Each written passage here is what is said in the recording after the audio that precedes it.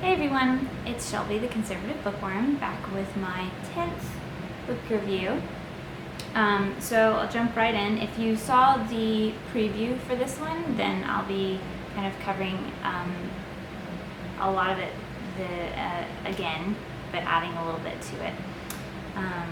And apologize, there's a thunderstorm going on, so you might hear some thunder occasionally. So yeah, I don't know how to edit that out. I'm not that good. Okay, so this book is called When Mischief Came to Town by Katrina Nannestad. Yeah. When Mischief Came to Town. Of course, this is a library book, so they cover up the title for some reason. So this book was very, very sweet. It's set in the early 1900s. It's for ages 8 to 12, which I found that appropriate. Maybe a little on the younger side even. But there are some more serious aspects to this book. The little girl, the main character, has moved to Bornholm. It starts off with her moving to the island of Bornholm, which is off the coast of Sweden. And it's set in the early 1900s, so there's not a whole lot of kindness towards children back then, like seen and not heard kind of thing. But she brings liveliness into people's lives, into the grown-ups' lives that she encounters, and kind of like in an Anne of Green Gables kind of way. That kind of occurred to me. It's kind of like a younger version of Anne of Green Gables and set in like the early 1900s in Denmark, because even though she's not adopted, her grandmother is kind of cranky, and this little girl is just full of life and love and mischief, and she gets in trouble a lot, but not really on purpose. She's just enthusiastic and she has a big imagination, so she gets in trouble. So it's kind of like that. It's not a series or anything, but it's just one. But it's kind of like if you want your daughter to read Anne of Green Gables sometime, this might be a good kind of intro into that kind of story. So she encounters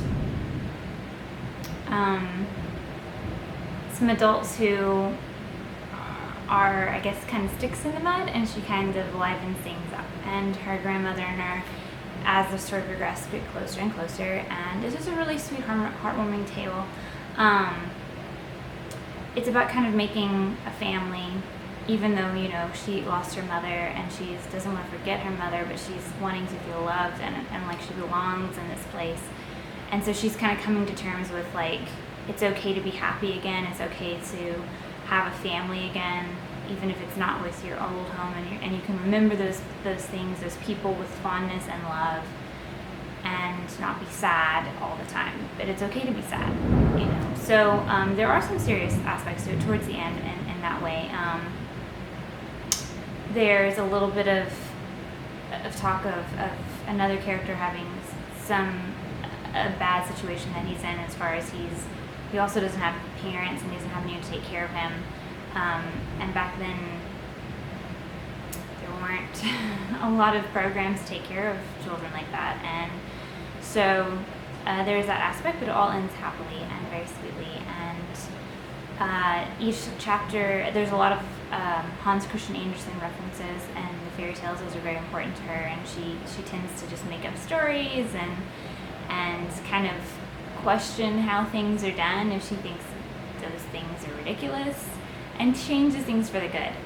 So I thought it was a very sweet story. It actually made me cry, which I wasn't expecting. When I look at a book like this and I'm reading along, I'm like, oh, this is a sweet little book. But then it has like some more serious tone, and it's just really sweet, and just the author wrote about grief, and I think really captured this little girl's trying to grasp the loss of her mother, and I thought she did a really good job of that without making it too serious, but in a way, like, it's through a child's eyes. So I thought it was a really, really sweet book. So if you think that's something your child would be interested in, a little girl probably, if a boy asked me to recommend a book, I wouldn't recommend this, just because it is very, it's about a girl, and again, I think like Anne of Green Gables kind of story. But it's a very good book for a little girl, I think, and I would recommend it. There's some animals in it, and it's interesting because you learn a little bit about the culture, like the clogs. There's a lot of talk about food in it, just like the traditional food, and it actually might, like if you're learning about Denmark, or if your child is interested, it might even be just kind of a way to introduce them to Denmark, to the culture of Denmark, and look up Bornholm, the island. It's a beautiful little island. I was curious about it, so I looked it up. Beautiful little island, and like I said, there's a lot of talk about food, so like traditional food, and so it actually kind of made me hungry when I was reading it. It's a lot of what they talk about, so I'm so good. Anyway, so if this sounds like something you're interested in, or your child would be interested in, then I would suggest that you check it out. Again, When Mischief Came to Town.